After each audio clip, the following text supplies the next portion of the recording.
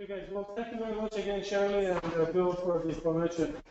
So today I just want to very quickly at this session talk about research programs. Tomorrow again we are going to talk about what you guys have done, some brief presentation of your work, but to establish some common basis also for our external advisory committee and the folks that are new to our program. I'm going to spend maybe 5-6 minutes on what it is that you're up, what you want to achieve. And then point to the design of a set of activities that we're going to do on those boards that you see back in the back of the room. I think everybody in this room agrees that water is probably the most critical sustainability challenge of the 21st century. If you don't agree, you can leave right now. but again, a lot of folks have already documented that, and there are a lot of these challenges. And a lot of the problems with urban water systems is that because of the historic development of urban water sectors and the fact that over time we've gone from providing drinking water to wastewater and then perhaps managing stormwater and then developing the silos on planning and management and then financial ways, financing systems for these sectors, that has resulted in the silos, and bridging these silos are very difficult. And essentially, we are in the midst of something that David said, like at Berkeley has a book on it, which is the fourth urban revolution, which is integrating urban water systems and incorporating water considerations in urban planning and design and things of that sort. So because of this, again, the management of things in silos, there are a lot of evidence that performance of the systems have been degraded. This doesn't always hold, and when Tyler, for example, presents some of the flood magnitude results tomorrow, you see that in some regions actually our flood magnitudes have gone down. It's not universal, and everything is getting worse. But a lot of services that are provided by water systems and sectors have been undermined over the course of perhaps last 50 years, and then as we go forward because of climate change, pressure on the city and activities within the city result in the degradation of urban outcomes. Now, again, one of the things that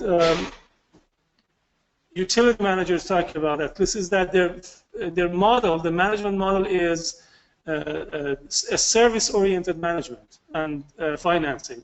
So as we go forward, how can we actually go towards a resource management model and incorporate other urban outcomes in the management of urban water systems? So to be able to change the direction, we need transitions. These are some technological advancements, but also social, political, even private practices and some policies that can be put in place. So what do exactly we mean by one water? Because again, that's something that there is no universal definition for that. WRF put a project together, I don't know exactly how many years ago, but 2-3 years ago, they came up with a report that has these elements in definition of what integrated water, one water means. And they surveyed a lot of utilities, and then they came up with this short report that I can see that Teresa has a version of that. So one water considers the urban water cycle as a single integrated resource. So why is this important, by the way, for us, is that as all of us are doing research, I can see Ellie there and say, okay, how do I fit in one water, for example? I'm picking on him because I know the answer to that.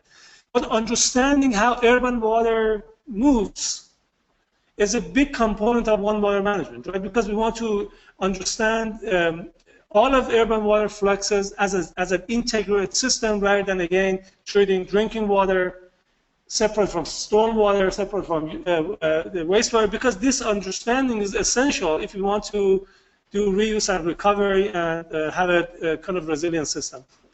And again, all urban water flows are considered as resources, and again, the model goes from a service model to a resource management model. Floods, wetlands, coastal considerations, and all other aspects of urban water are incorporated in this management, and then co-benefits are considered. In our case, we have folks that are doing energy considerations, right? Energy use and efficiency, greenhouse gas emission. I know that, for example, the folks at Berkeley, they are looking at a number of life cycle cost components that will be incorporated in water management. Again, going one step further, we took the information from WRF and kind of tried to summarize what our folks are doing and how that maps to infrastructure solution and perhaps planning. We are talking about resilient infrastructure systems. That's one big component of what our research activities will hopefully kind of highlight and investigate. Water conservation, resource recovery and reuse, fit-for-purpose water, essentially there's different flows of urban water and treating those for different purposes. Hybrid, centralized and decentralized systems. I saw Jeannie here that will help several with a presentation on these aspects. Green infrastructure is a big component of what we are doing, and sustainable urban drainage systems that Brian Bledsoe and Andy Miller and others will be talking about. One other aspect of this one water integrated water system is that how you incorporate urban water considerations in the planning process, right? So there are some areas as we go through these regions across the country, you see some areas that are much more proactive than others. But how you, again, the Australians have coined this term water-sensitive city, which is you incorporate these considerations in the design of, in the planning and management of urban systems. So if you look at our research projects, we have organized our research projects around 4 thrusts. Thrust 1 is that understanding of where we are in terms of benchmarking and baselines. This is understanding urban flows. That goes from climate to surface water to groundwater and perhaps some water infrastructure systems in pipelines and things of that sort. And once we can characterize this benchmark and characterize baselines, we are going to look at, again, green infrastructure, resource recovery and reuse technology, SUDs, and some other technological solutions. We have several projects that are focused on institutional management and policy solutions. And as we mentioned, we just added a project on financing one water utilities or one water approach. It's very internal to utilities. And then finally, decision making and assessing trade-offs, because one of the things that you hear all the time from these utilities across the country again is that what are trade-offs when you adopt solutions that foster one water approach and solutions that we're pursuing right now? What are evidences in terms of performance of these sustainable solutions on different metrics that one could incorporate in analysis? And obviously, as we go through this cycle, with our community learning and assessment that Mike presented, our hope is that this framework results in a blueprint that can provide a framework for a consistent characterization of urban water systems and then how they can make the transition. The benefits of green infrastructure. What are the indicators that you need to incorporate in your analysis? And hopefully we come up with a way of characterizing these indicators. Many of you already have seen this, radar plot or spider plots that people use for multi-dimensional mapping and illustration, that you can compare and contrast your baseline conditions with future conditions, and also municipality with municipality, regions with regions, and essentially understand how actions in different areas have resulted in the transition towards a sustainable solution, or they would result in a better system as we characterize the better system. So, you guys have seen this before, many of you, or for those of you who are new, you can come up with a list of potentially 120, 140 indicators that we have put initially in our indicator spreadsheet. It's very daunting, actually, to go through all of these indicators. So, one of the things that we have been working as a part of our projects and this stakeholder engagement group is that if you take the information that we are studying in all of our projects, potentially we could categorize and classify them in 6 major urban outcomes that we can consider. One is, again, you want to have reliable and secure water supply. This is, again, our drinking water sector already does a lot of these things. Minimizing environmental pollution. This is, again, a lot of our wastewater treatment groups do that. Flood protection. Some regions have urban drainage and stormwater control. But then also incorporate some perhaps other considerations that capture resiliency. Resilience to climate change, population growth, and economic growth. Community health is something that is very, very related to a lot of our projects. Anybody that is doing heat island effect, probably some of those indices can be incorporated in community health, or maybe access to green infrastructure or salt and how that impacts chronic disease and changes in people's lifestyle. That's something that can be calculated. And then this overall umbrella of livable city. One of the SRNs that was funded on urban sustainability, their focus is completely on figuring out what a livable city means, essentially, right? So we are not going to go through every aspect of this, but we can categorize some of these indicators under the category of livable city. This could be maybe impacts of urban water system on income, or household income, or the GDP, or some other factors that can be incorporated in definition of livable cities. So that's essentially the basis of what we are doing. So what we thought we want to do this afternoon in one of our sessions is that we have about 23 jointed, right? Everybody is doing a different thing, and it's hard to understand and map the relationship between these things, coordinate outputs and outcomes, and the flow of these data and outputs from one project to another. So what we are going to do this afternoon, hopefully, is that if you look at the 6 outcomes here, we have those mapped on those boards back there. And what we want to do is see if we can get you guys to contribute in how your project activities and outputs relate to these outcomes. Okay, and then try to link project actions and activities with each other in a way that help us to understand how the flow of information can be managed by this project. So I thought maybe I give you guys one example, and I chose flood resilience with a specific focus on assets, okay? Because flood management has an impact on the society and environment and things that are not tangible economic values. But you can also add those dimensions to characterization of flood resilience. So if you look at the risk to asset, there was a paper in Nature that was very highly cited in terms of top 150 cities at risk of flood damage to assets, and Miami was #1, and New York was #2, and some New Orleans. So 3 of U.S. cities were in top 5 essentially.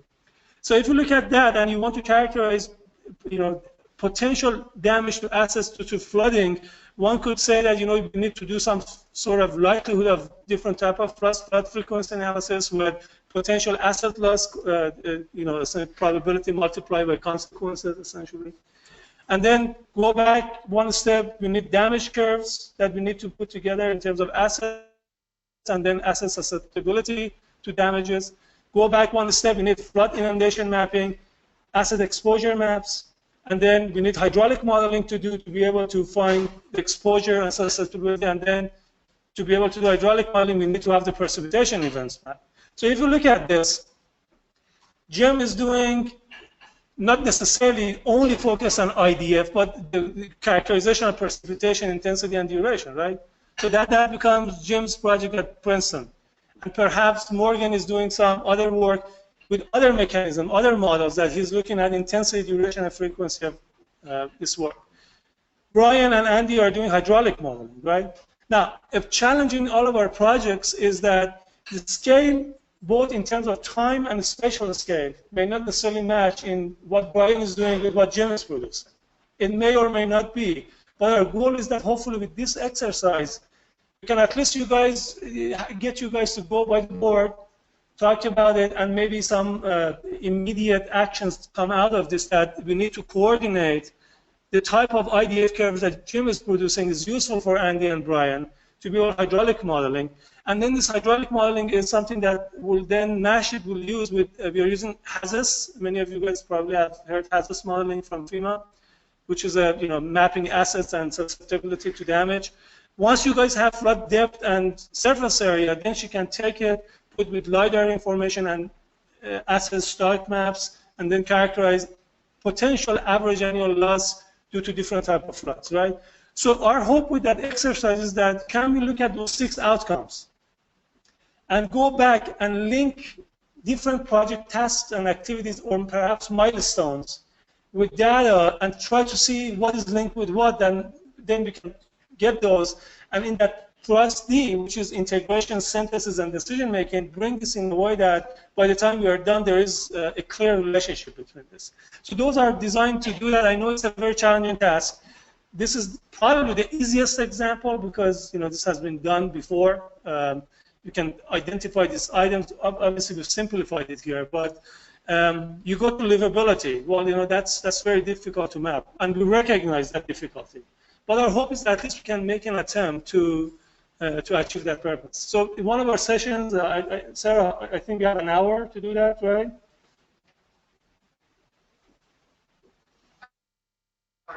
Hour and a half.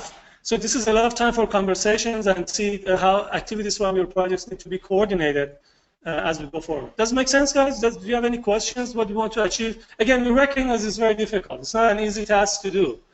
But we need to make that, that exercise to be able to see, what should we expect, for example, for the project that we're doing for the risk to assets due to flooding from Brian's work.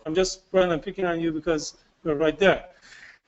And then try to see if we can schedule something that give us some sort of a timeline of how these projects will start providing information to one another. So is this the activity at 3:30? 3, yeah, 3. 3 o'clock to 4 o'clock.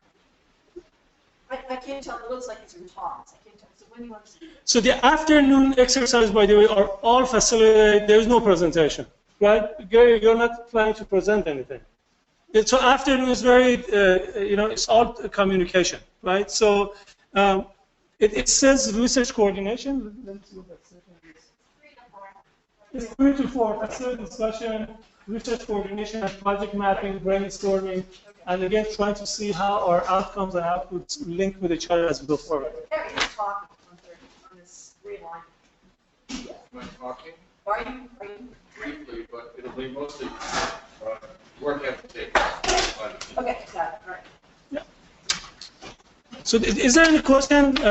Again, I want to explain this before we get to the afternoon sessions because just explaining what we want to achieve and questions that you may have may take a while to discuss to begin with. So if there's anything that you guys need clarification, we can do that. There's a process in place. Teresa, we have sticky notes, right? We'll have Okay. So there are directions how to do this. Another thing is that we don't anticipate that in 1 hour we can do everything, right? As a matter of fact, this is just available during the rest of the meeting. So, maybe in a couple of hours you go back to the board and say, oh, that doesn't make sense. I need to move that. Or I need to go talk to Jim and see what he exactly meant there. So these boards, we just want to get started at this hour. They will be available during the couple of days that we are together. We can rearrange, reorganize, and hopefully something emerges in terms of how this project results in these desired outcomes. Actually, I'm done with this discussion on the. So this was actually the process that we want to tackle. So identify which one of these outcomes your projects are related to.